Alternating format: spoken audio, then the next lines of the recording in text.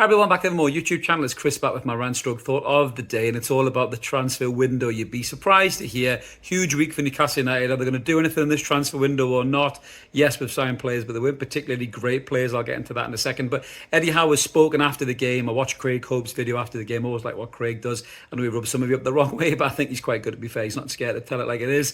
And he did ask Eddie Howe about transfers. And what the worrying thing was here, and I don't know if it was a bit of a shot across the bow of the board really, is that Eddie Howe had said, I don't know how to answer that when he asked about transfers. He said, we're not in control of it. We've made it clear we want to add players, but they have to be the right players at the right price, and obviously add to the squad in terms of the right character and stuff like that as well. It could just be Eddie doing his Eddie thing, but I'm looking at this and I don't think Eddie Howe is happy with the new setup at Newcastle United. I've got to be honest with you. I had the England speculation in the summer, obviously Amanda and Murdad stepping away from the club, Mitchell coming in, and I'm not sure Eddie Howe is feeling this new kind of new age football vibe. Now, this is the norm in the continent. You know, you have a director of football and sporting director who sorts all the stuff out. Then the manager coaches the players and gets the best out of them. You know, the likes of Nagelsmann, you know, who's been linked to the club before as the German manager. He's used to working in that kind of setup. You know, I think he worked with Mitchell at Leipzig. Me and Marc were talking about this just the other day when we were off camera from the post-match review. I just think Eddie Howe doesn't like the lack of control in terms of identifying players, choosing players, picking players, and being hands-on with the deal. There is definitely an underlying vibe here that he's not particularly happy with the new setup. But Eddie Howe aside, and I do think that was a shot across the bow for the board, this is massive pressure for the Newcastle United board. I've said this before. Darren Eales came out and said this window will be transformative. You look at the signings we've made so far and the departures, and it looks really, really shit as a transfer window. We put a poll out on Twitter, retweeted by the Brilliant Toon Pauls. Thanks for that, buddy. And a lot of people just seem quite flat, really, about the window. You know, we asked the question, are we going to get in a centre-back and a right winger, or neither? And at the minute, it's closer than Brexit. I think, to be honest with you, I think a lot of people are saying neither. Me and Marc will talk about this on what's going on as well. But for me, I'm flat as fuck about this window. I really, really am. I think it's been a dreadful transfer window. The PSR and FFP deadline appeared to catch Newcastle by surprise, which blows my mind. I don't know why or how that happened, given, you know, the financial, you know, kind of competence and intuitiveness that we should have at a football club. How did this catch you out? I see people like Elliot Anderson playing really well for Nottingham Forest, and I see Sean Longstaff running around like a headless chicken against Bournemouth, and I wonder what the fuck is going on. Is that an Eddie problem or is that a board problem? But, you know, yes, you can say there's not clubs who would buy Sean Longstaff, but there is teams that would buy Sean Longstaff. He's a steady Premier League player. You know, he would get a game for Forest, he'd get a game for Leicester, he'd get a game for Wolves probably. You know, he's that kind of a player.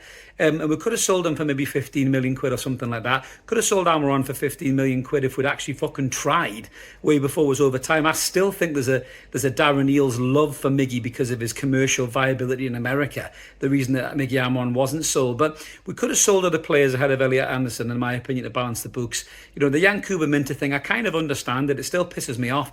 You know, they've had this kid who looks every inch the right winger that we probably should have bought, that we've managed to sell without even kicking a ball for the football club. He looks really good for Brighton already, and I think he's going to have a great season. And every time I see him do well, it is going to wind me up even more that we've got Miggy Almiron and Jacob Murphy, as much as a lovely lad as he is at the football club, as the right wing options, where one of the most exciting young right wingers in Europe we had. 6 million quid was spent on him or something like that. If that was Ashworth, fair fucks to the little bastard. That was a great deal. But we've sold him for mass profit. Yes, it looks like a great business deal, but not if he turns out to be a fucking brilliant footballer. It ends up at Barcelona, Real Madrid the season after, and Brighton have doubled their bubble on him. You know, then that's just a stupid deal in so many ways. But the PSR and FFP deadline definitely caught up with them and threw them off their axes. I think the Dan Ashworth thing and the Mitchell thing is, you know, Ashworth saga lasted way too long. There's obviously us digging our heels in there, and rightly so in many ways. But if it's become detrimental and damaging to the player recruitment, then it's not been a good move whatsoever. Getting Mitchell in, I'm sure, will be a really good deal in time. I'm not going to throw this at Paul Mitchell. I've seen a few people digging him out already. He's only just walked in the door. You know, and if he's not had time to make the contacts and get the players that he would probably target, and maybe they've already signed for other clubs, maybe they've signed new contracts for their existing clubs. So I don't put it all on Mitchell, but I do put it all on Eales and the board as well, and the PIF as well, because if you knew this transitional change was coming with Amanda and Murdad moving aside, and you knew you had to refill the Ashworth position, why in the name of fuck did we not secure the targets that we wanted to sign early on in the window? Marc Guehi looks to be the number one target for Eddie this window. Will they get him? I'm sure that they will get him, but will they pay over the odds for him? Bet your arse they'll pay over the odds for him. He's not worth 70 million quid. Steve Parish has had our pants down royally on this one. And the longer it's gone on and the more Newcastle have showed the hunger for the player, the more Palace have just drained every single extra million quid out of it that possibly can. The fact that we haven't stepped away to other targets, Malik Chow was mentioned, I think Diomande, you could get him for cheaper. The lad from Bayer Leverkusen, there's been so many players linked in the media, but it seems like Newcastle have got all their chips in with Marc Guehi. Maybe it's the player Eddie wants, and they don't want to upset Eddie, so they're going full out to get him, but the deal just is more commercially unviable as the weeks go on. But this is the last week of the transfer window, and in my opinion, I think we'll get Marc Guehi in, but I don't think we will get a right winger in. I really don't, and I think that's poor. You look at the player recruitment, you've got Vlachodimos, who looks like he's going out the door. That was just a deal to get the Ellie Anderson deal over the line. I'm sure the Premier League will probably investigate that with a forensic microscope, even though they let Manchester United and Chelsea off scot-free, and City with their charges. We'll come back to that in a second as well. We've got John Ruddy, who was on the bench at the weekend. John Ruddy, he was playing with Birmingham, got relegated, man. That's a dreadful signing. Looks like one of Eddie Howe's mates he's just thrown a bone to for training. You've got Osala, isn't it, from Sheffield United? No goals in 21 games. It's poor. It's poor recruitment. 100% poor. Not one of them gets into the first team. Not one of them.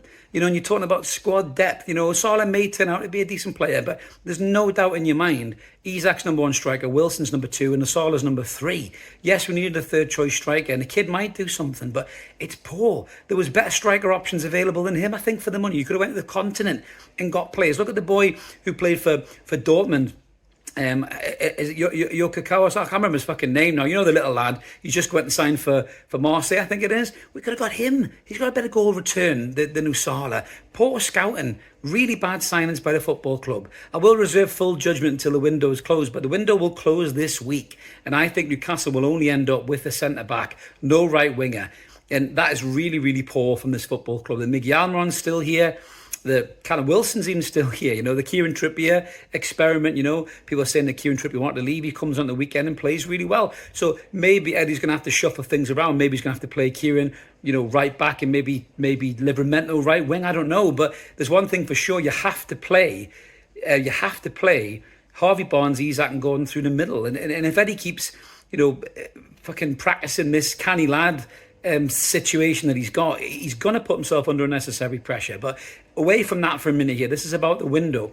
The club needs to get this window sorted. They need to add at least 2 quality players in the centre-half position. If it's Marc Guehi, fair enough. Spend 70 million, fair enough. But in the right-wing position, you've got to bring in better quality than Jacob Murphy and Miguel Almiron to increase the quality of the squad. And I don't think they're going to do it, because then they're going to spend the entire budget on a centre-half, and that is poor. I don't care how much you trust the process. That is poor by the football club. So let us know in the comments below what you think about this week. How do you feel the window is going to go? What do you think about Eddie's comments? Do you think it was a shot across the bow? It's going to be really interesting to see what happens. We'll talk about this more through the week. We've got a cup game midweek as well. Sandro Tonali's return. Loads to cover at Evermore. Keep it Evermore, guys. Smash that button, subscribe. Help get us to 9k. I've got a great prize to give away. And then hopefully we'll be on to 10k after that. But keep the channel growing, guys. Love your support. Have a good week. Let's hope Newcastle do the business in the transfer market and get through in the cup. And then it's Spurs at the weekend. Have a belter. Cheers. Bye.